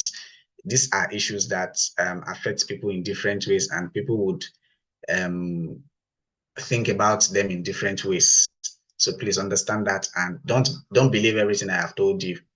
Develop your own school of thought. Critically assess the issues, critically analyze all the issues, and pick a side and throw your energy behind that. Ultimately, what we want is development to be, we want forms of development that will not leave the environment behind or that will not exclude the environment. We want development that would come in consonance with the environment, that would be in unison with the environment. So there can be different approaches to that, and sometimes we may not meet at a point to advance. So does anybody have anything they want to say about any of the things we have talked about? The last question, any opinion, contribution, a further question that we can answer as quickly as possible? Anybody? Hello. Yeah, Farida. Farida, you have 1 minute. Okay, the question I have to ask is this. If African are not left behind and developed countries are not being seen as a lot of Africans or development in the general world, why is it that there's a vision between, why is the question about global south and global north being common, the stereotype? Farida, yeah, you want to take us to a place that we are going to dwell in for long. So global south and global north, for those that don't know, global north is for the developed countries and global south is for the less developed countries or the developing countries, as they will say. And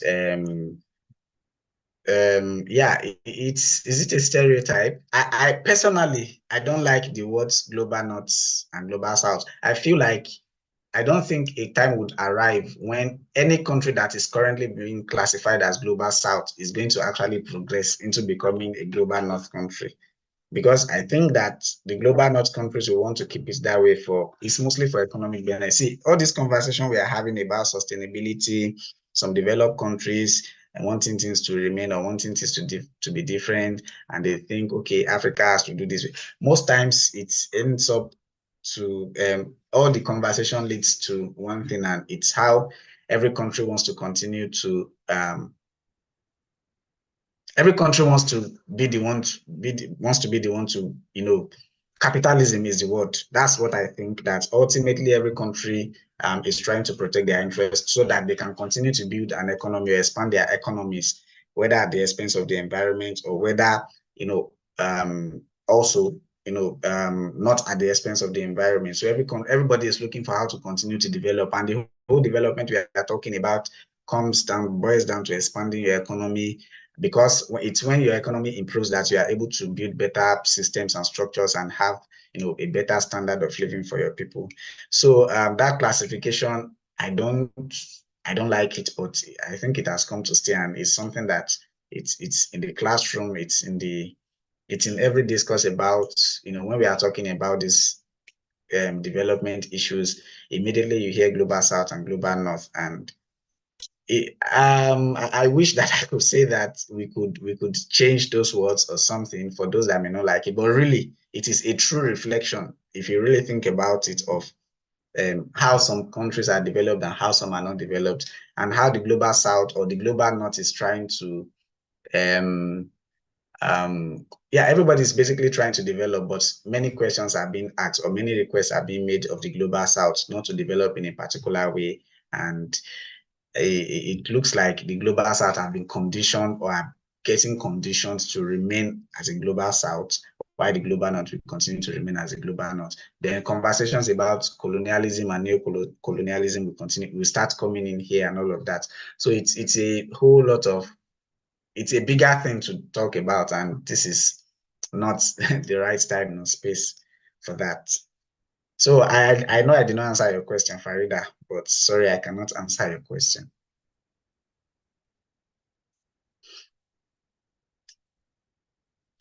Okay, thank you everybody for staying up. Let me check YouTube one more time.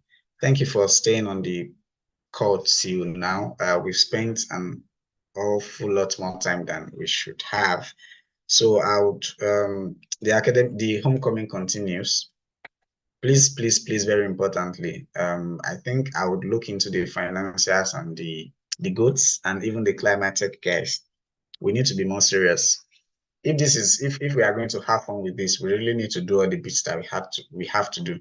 Really, earlier, yeah, I had some personal issues here, background noise. I had to change location and all that. But what scattered my whole plan was the fact that we did not really have this question. So the plan on ground was that when we bring all the questions, that people from different groups were going to answer questions from different groups, and I had a plan. I had something drawn out for that, but when questions were not coming, I had to look for another way. So it's kind of threw me off balance. I guess I have to be prepared for anything. I thought everybody would be responsive. So please cooperate with yourselves. I have tagged all the members of your group. I have tagged everybody. Cooperate with your GSAMs. I mean, we are not asking you to come and do something that will be putting your best, basically. And I noticed on some of our groups, I think some of us may have gone to use AI, which is fine. I'm not saying you should not use AI to maybe draft content or outline and all that, but we don't want these presentations. We don't want whatever you're going to tell us. We don't want it to be textbook wise.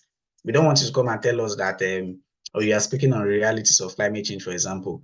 We don't want you to come and tell us that climate change we affect by 2020 or by 2030, it will affect 100 people, 1 million people from some social number of countries and all that. Yes, all of those can come in at some point, but give us practical things, especially in the context of our country. How is climate? What's the reality of climate change? How is it really affecting people here in Nigeria? What are examples, substantial examples that we can see? Those are the kind of things we are looking for. We are not just looking for numbers and things that you see online and you copy and you make into a slide. No, we don't want that. If you are talking about the role that young people can play in combating the climate crisis, what do we have on ground? What are some of the things that young people are doing that you may have seen that, oh, they have progressed over time with Green Future Academy is a typical example. We started this in 2019. We have had 25 cohorts of it. We have had, this is our 6th term coming. So far, we have engaged more than 1,600 people. We have trained them about environmental sustainability, climate change, waste management, and all that. So give us things that are practical, that are examples. So when you give all of these practical realities, then you can now go on to quoting all of those numbers or whatever you see online and all that. So make it more real, make it more interesting, make it more original. Let people be able to connect with it. We don't just want you to bring things and put all of them together and we are listening to you and it's looking like we are listening to a typical Nigerian lecturer. Sorry, but we understand what I mean. So yeah, make it fun, make it interesting, make it relatable. And those are some of the metrics that we are going to be scoring you on. And if you've observed, you see that, okay, I'll share some of the details of our judges with you. We have judges that's from outside Nigeria. So if you want to explore Africa a bit in your presentation, if you want to also add a bit of the whole global, how it affects the world globally, but focus is on Nigeria really, then you can extend a bit to Africa and maybe a little less around, the whole planet. So go back to your drawing board, please work with your GSAMs, work with yourselves. Really just put in, if you dedicate 1 or 2 hours to this, it's for 7 days. If you dedicate 1 or 2 hours to this thing, I think you'd make progress. I know it's not as easy as I'm making it. We have our personal engagements and all that, but this is what we signed up for this 7-day period. And I'm really looking forward to a beautiful presentation from everyone on Wednesday. Everybody has to present. Everybody should present. So whatever group you belong to, please, let's work together. Let's make it happen. Don't leave it for a set of people or for a group of people. No, you want to say something? You mean like all members of, yes, just to clarify the presentation part, you mean all members of the group, you'd expect each one of them to speak on the presentation? No. I'm saying everybody should contribute to designing the presentation, gathering content, doing the slides. There's a guide. I dropped the guide already. Maximum of 2 persons should present. You have 10 minutes for your presentation, maximum of 10 slides. And, yeah, make your slides beautiful, make them relatable, make your presentation interesting. We don't want to be bored. It's going to be like 1 hour of us listening to you presenting. So we don't want to be bored. We don't want to be waiting for the next. We don't want that. This is what we should do and finish. So we want to be excited. We want you to catch our attention. So I trust all of you are going to deliver. I really, really believe. And looking forward to the best. So tomorrow morning there's going to be a GSAT. It's going to be a very long one, but they are going to be simple things, but you'll be required to do a whole number of things, plenty things. And we have a lecture tomorrow. We'll get the details in the morning. Tomorrow we are going to talk about recycling, and you also have to ask questions. And what we are going to talk about basically is recycling true? Does it contribute to the plastic pollution problem? Because there's recycling. Now they've banned styrofoam. What if in Lagos they also ban all kinds of plastic? If, for example, they ban plastic, is it a solution? Will it help us really beat plastic pollution better, or they ban some categories of plastic? Or if there's recycling, will it encourage people to want to continue to use plastic because we say there's recycling? The people that are recycling, the recycling firms, are they in for it because they want to actually cause or help to beat plastic pollution or reduce the plastic menace, or they are in for the money? Do they, if you ask founders of recycling firms or CEOs of recycling firms, do you think they want to say, yes, let's ban plastic? After all, the reason why we are doing recycling is to help to reduce the plastic problem. Or they will say, no, let's continue to use plastic. Don't worry, we'll continue to recycle it. So let's ask questions around those, all of those. Let's prepare questions around all of those. Real questions, not textbook questions, not online questions, real practical questions that can affect you and I, and that can spark very interesting discourse. So we'll see you guys. I'll catch you guys on the group tomorrow. Thank you very much for staying up till now. Yeah, sorry for keeping you so much, and sorry for all the breaks we had in between. Let's do better so that all of those will not happen again. Thank you, GSAMs. Thank you, everybody. If you would like to, we can take a picture again before we go. If you can put on your video and shine some teeth. If you can put on your video, please do. So we take a picture before we go.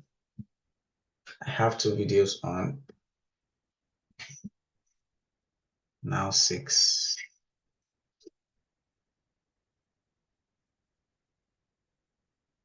Okay. Okay, some more videos are coming on.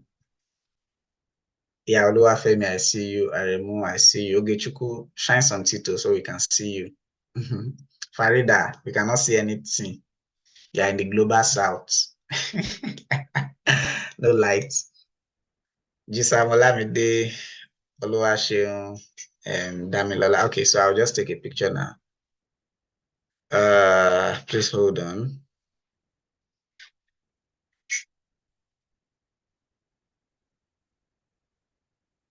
Ogeshuku with the sauce.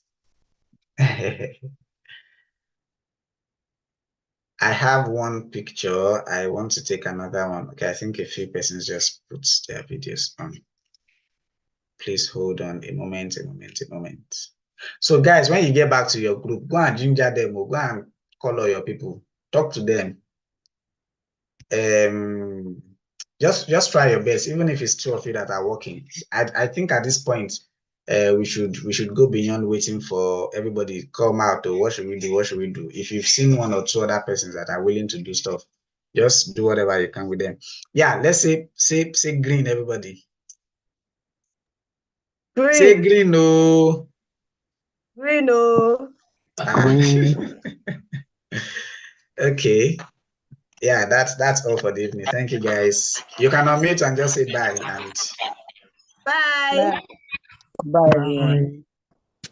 Bye, everyone. Bye, everybody. Thank you, guys. Bye. Bye, everybody.